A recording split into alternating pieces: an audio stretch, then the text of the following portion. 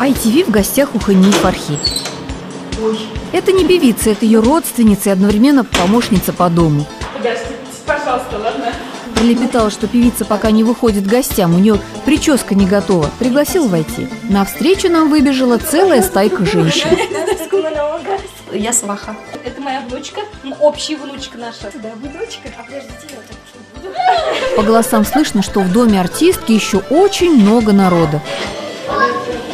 Это наши гости из Тольятти, их надо обязательно навестить. Это незваные гости, которые...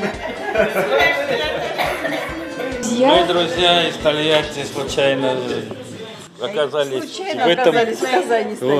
Вот, ну случайно. Чего? Просто, вот пусть скажет.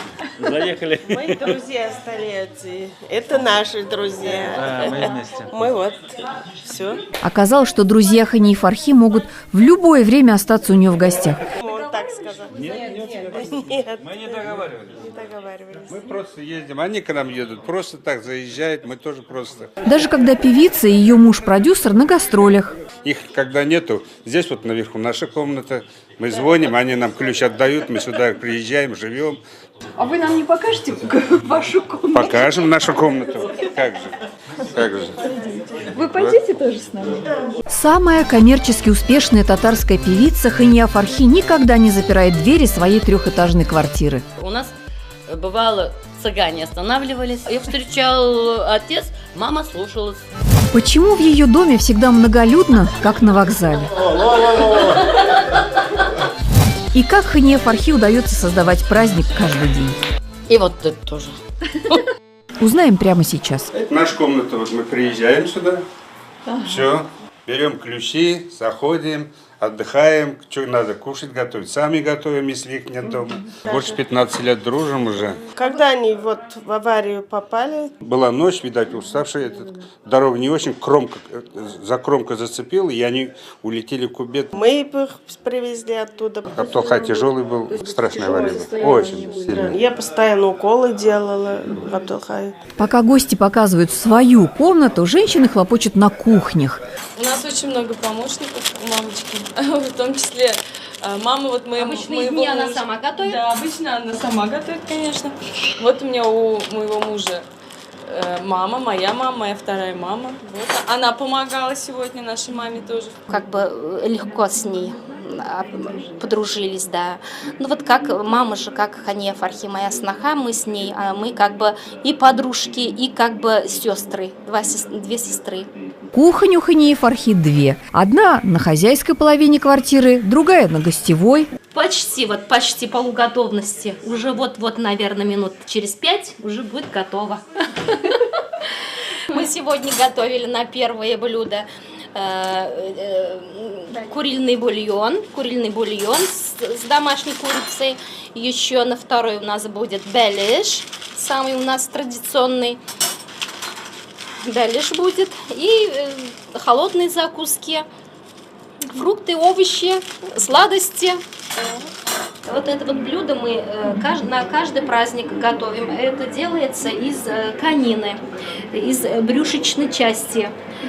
Конечно, Хания, моя сваха, она сама она научила меня делать.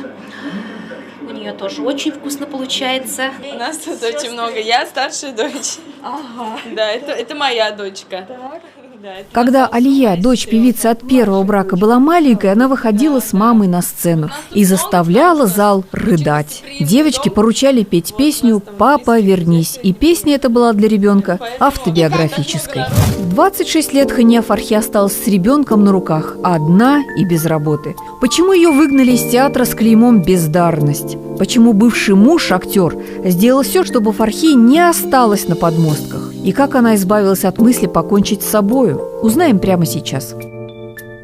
Избушка на этой картине, которую Хания Фархи повесила в прихожей, это родной дом певицы. Трудно представить, но в этом доме отец и мать певицы вырастили 11 детей, 6 своих и еще 5 приемных. Осиротевших племянников жили в нищете, потому что были членами семей репрессированных.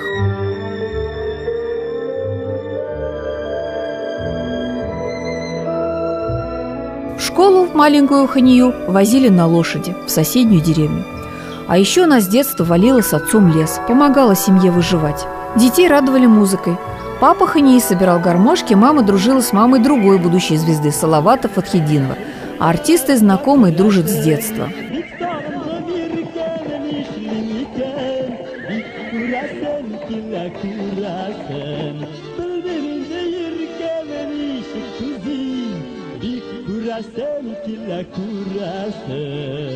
Это моя комната. Здесь я обитаю, здесь чуть-чуть беспорядок, конечно. Алсу – младшая дочь певицы от второго брака. Племянница у меня тоже здесь, со мной спит обычно, мы с ней здесь мультики смотрим. Мои детские фотографии еще есть здесь. Вот. И папина, и мамина. Вот это я в садике, мне здесь лет 5, наверное, 6. Это вот мы в 7 классе фотографировались. Вот здесь. Это моя старшая сестра маленькая. А у вас мама строгая? Нет, вообще не строгая, очень добрая. Ну вот сейчас мы с ней в Планету Фитнес ходим вдвоем. Да? Как бы, да, проводим вместе время, побольше пытаемся. Моя школа здесь. Можно видеть отсюда вот. Какая-то 16-я гимназия? Да. Так что мне здесь близко пройти. У меня родители очень любят мой класс. Но все время то к нам в деревню, то к нам в гости приходят. Вместе все время отдыхаем. Чего, с одноклассниками, что ли? Да. Ваша мама вывозит ваших одноклассников на природу? Да, конечно. У нас этот автобус есть. Все вместе дружно куда-нибудь едем. Вот так вот. Мы последний раз с классом снимали фильм на Хэллоуин. Вот, нам как бы дали папа автобус, мы ездили. А вы кем были в этом фильме хэллоуинском, в фильме ужасов? Ну, у нас там запутано все. Ну, там просто как школьная жизнь была. Вот как подростки поехали отдыхать. Так. Вот. И тут началось. Все по одному умирали там. А для вас какой придумали ужас? Ну, я просто как бы бежала и упала, умерла. Вот. Смысл в том, что девушка была наглой, и все ее решили разыграть. Как бы все по одному, кто исчезал, кто умирал. Ну и в конце ей сказали, что это был розыгрыш, что нужно быть проще. Ну, смысл в этом был.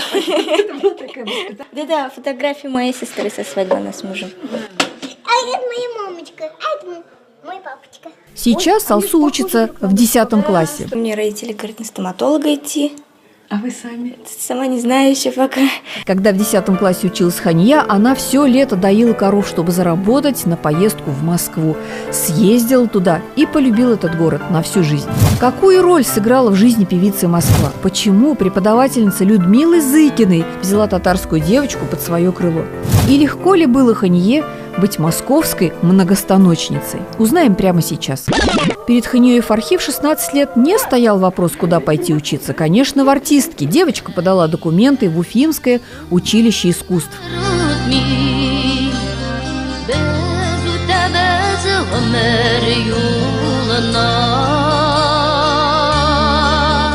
Жюри прослушал ее странный тембр. И как отрезала, голос хороший, но ведь детский какой-то. Изменится, когда повзрослеешь, не возьмем.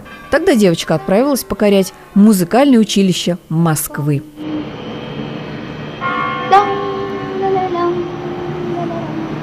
В столице с Ханьей произошла история точь-в-точь, как в любимом советском фильме. Если вы относительно поступления, так теперь уж поздно. Поздно. Поздно, прием уж закончен. Закончен. А если вы по другим вопросам, тогда давайте завтра. Завтра. Завтра. Всего хорошего. Девушка, опоздавшая на приемные экзамены, бродила по Москве, решая, что ей теперь делать. И, конечно же, наткнулась на объявление «Требуется ученицы» в училище при фабрике. И года не прошло, как Хания стала передовой многостаночницей. Да, вообще я могу. Потом поступила в текстильный институт, да еще и в Московское музыкальное училище. Девочку под свое крыло взяла не кто-нибудь, а преподаватель самой Людмилы Зыкиной.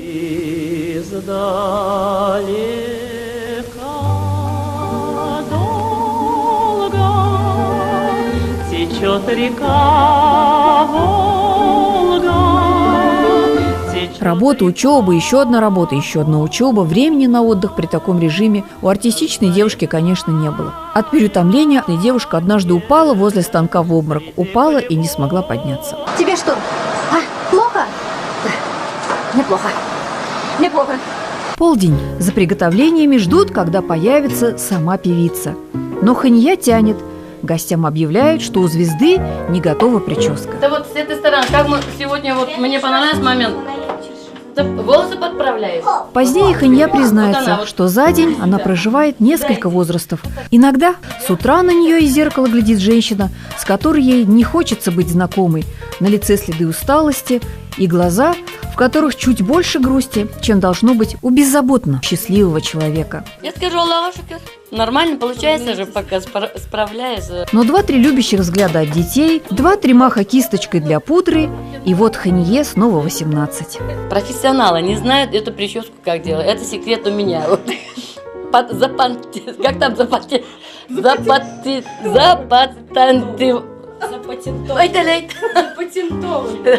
Запатентую. Вот. В такую озорную Ханью и влюбился лет 30 назад ее будущий муж и продюсер Габдулхай. Как произошло знакомство певицы и ее будущего мужа, продюсера? У него метод кнута и пряника. Как ей удается делать по 17 аншлагов в одном городе подряд? Когда певица пообещала уйти со сцены? Я никогда не выйду на сцену на полупустой зал. Узнаем прямо сейчас. Сделав прическу, при полном параде певица выходит к гостям. Казар, можно уже чай готовить, ладно? Олег. Для начала небольшая экскурсия по дому. Из хозяйской квартиры переходим в квартиру гостевую.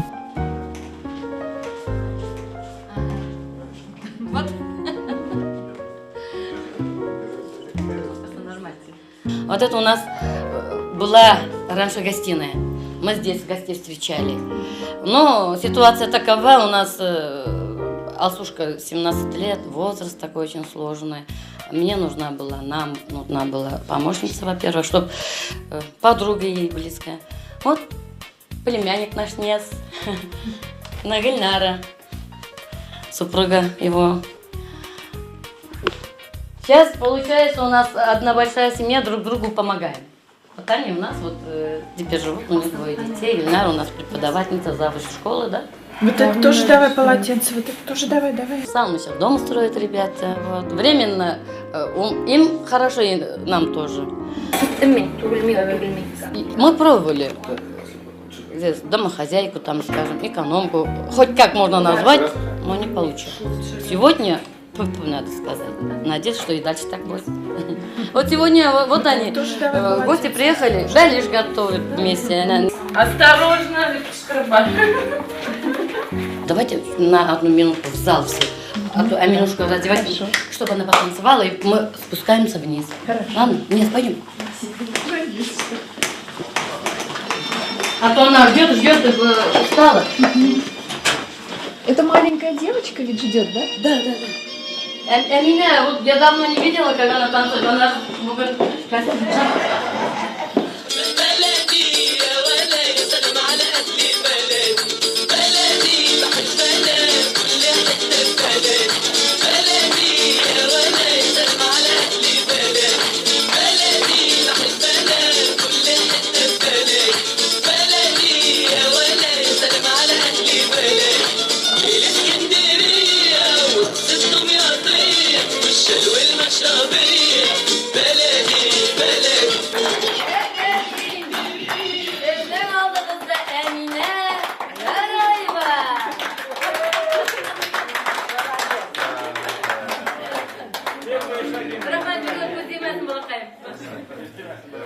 Специально для ITV Хания Фархи устроила экскурсию и на цокольный этаж своей квартиры. Там у певицы располагается студия.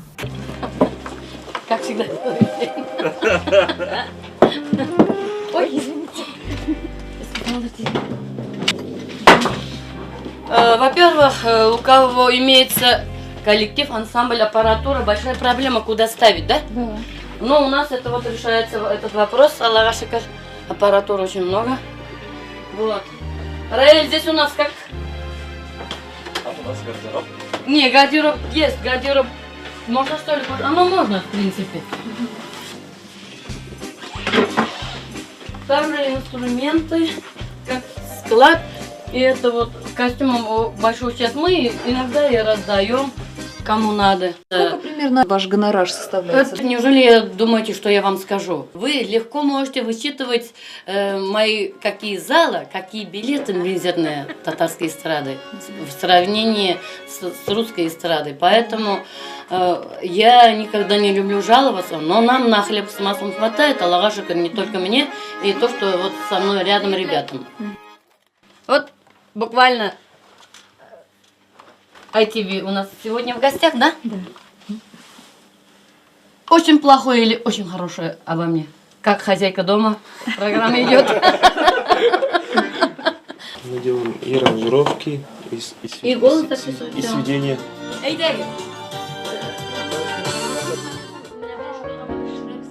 Ну, докиньтесь, пожалуйста.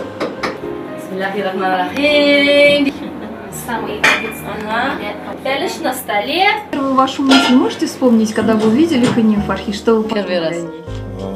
Ну, просто мне позвонили, сказали, есть такая девушка, вообще-то, которая поет. Я вообще не знал до этого. Он в Монголии служил. Не служил, а работал. А вы интересовались только девушками, которые поют? Да нет, я вообще никем не интересовался.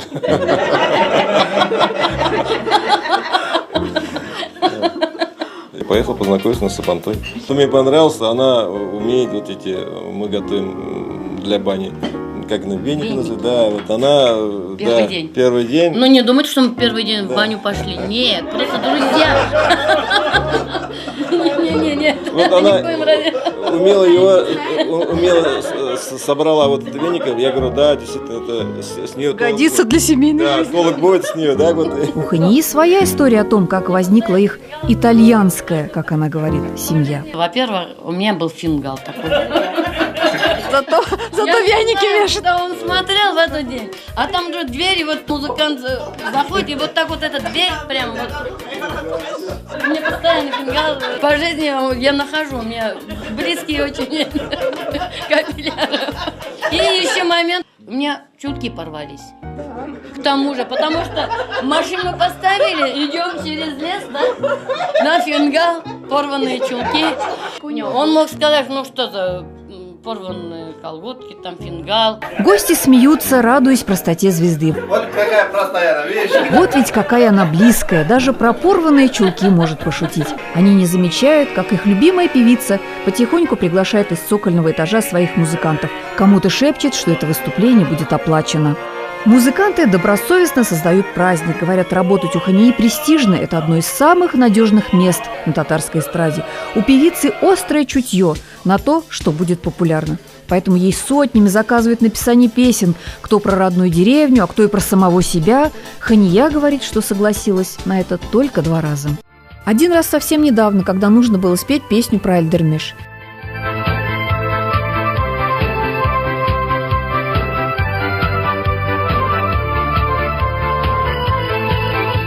И 20 лет назад, когда ее попросили сочинить веселую песню про пестрецин.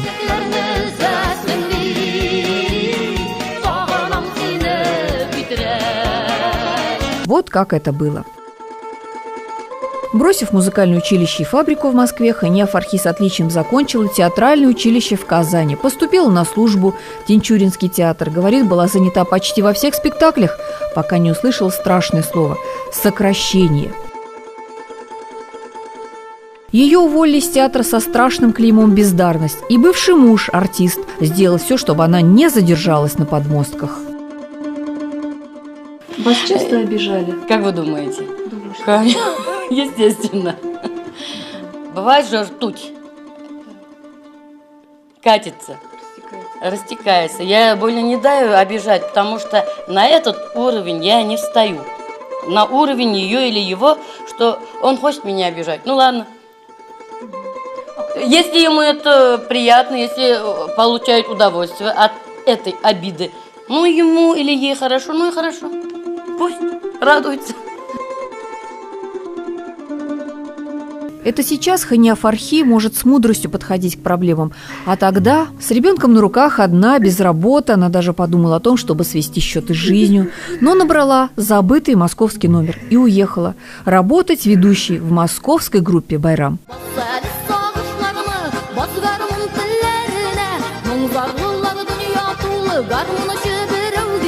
Во время одного из выступлений к девушке подошел председатель райкома, попросил написать песню про славный поселок Пестрецы. Через 15 минут она написала эту песню, а через неделю, когда песня попала на радио, проснулась знаменитой. А ведь сначала задание ей очень не понравилось. Ну как можно подобрать рифму к слову «петрящ», «пестрецы»? Петрящ. Ну что за слово? Как можно, скажем, рифму какую петрящ, потом какая-то почти неприличное слово там рифмируется, понимаете? Петрящ, петрящ там, скажем, да? Этащ. Этащ. С тех пор у певицы всегда аншлаги.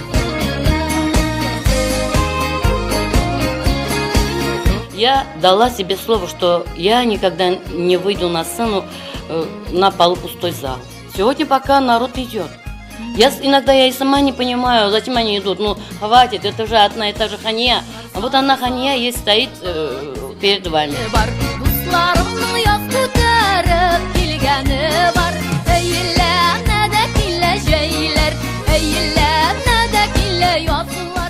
Знаешь, чем-то я еще удивляю их, чем-то я их держу, что-то у меня на руках. Если вот этот дельбаганчик блалю. Боже, у меня еще есть. Я могу поиграть со зрителем немножко. Да.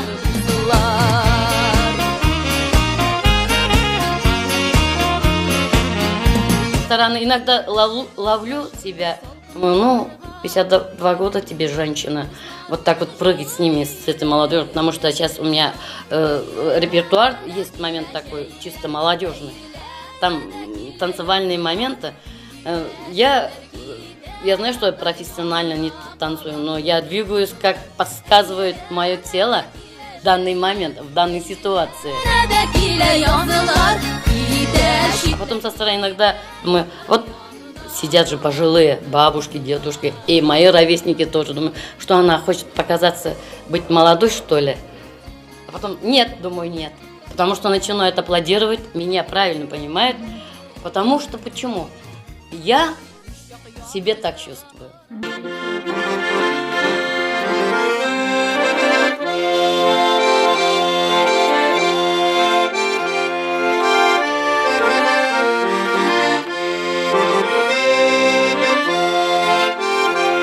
Кстати, первый раз в этом теплом большом доме, вот, смотрю, вот со сватьями живут они одной семьей. Да. Вот, на это способны только люди большой души, доброго сердца, честные люди. В глаза прям, ну, тут, ну, как это, ули. Вот, согласованно все, вот они ходят, вот, чувствую, вижу, что это да, вот это жизнь, человеческая. Добрая жизнь. У нас, молодцы. У нас вся не такая уж идеализировать не надо. У нас всякое бывает. Я как и сказала, что у нас итальянская семья. Ханья и Абдулхай встретились 20 лет назад. Познакомились, и он сразу уехал к себе домой. Уехал, но почему-то забыл у нее куртку. В одном из интервью певица признала, что смотреть на эту куртку ей было страшно. А вдруг он не вернется за ней? Поэтому она собрала вещи и уехала в деревню к родителям. Если захочет, то приедет в эту глушь по бездорожью за нею. И он приехал. На этом крылечке они проговорили всю ночь.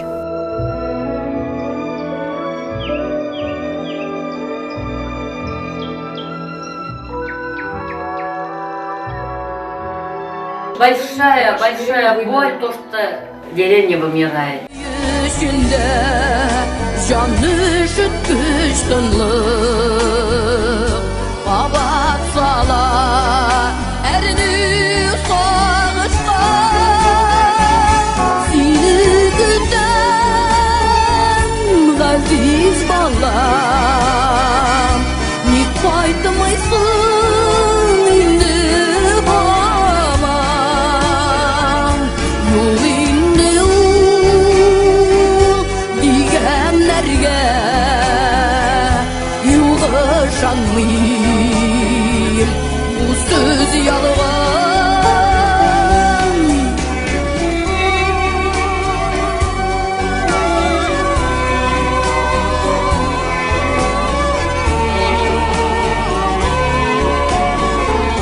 Вот где мы выросли, это наш дом, вот здесь кладбище, где мои братья родные, могилы дедов, прадедов и отца. Вот это уже получается кладбище сирот. Это самое то, что больно.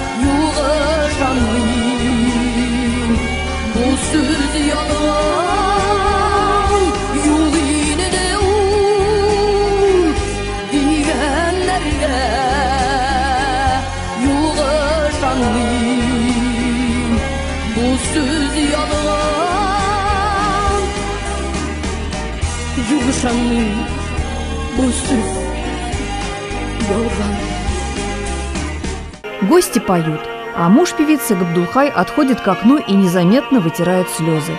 На вопрос, что случилось, отвечает улыбкой: «Все в порядке, девчонки, садитесь за стол, угощайтесь». Как-никак он ведь 30 лет женат на женщине, которая каждый день создает праздник.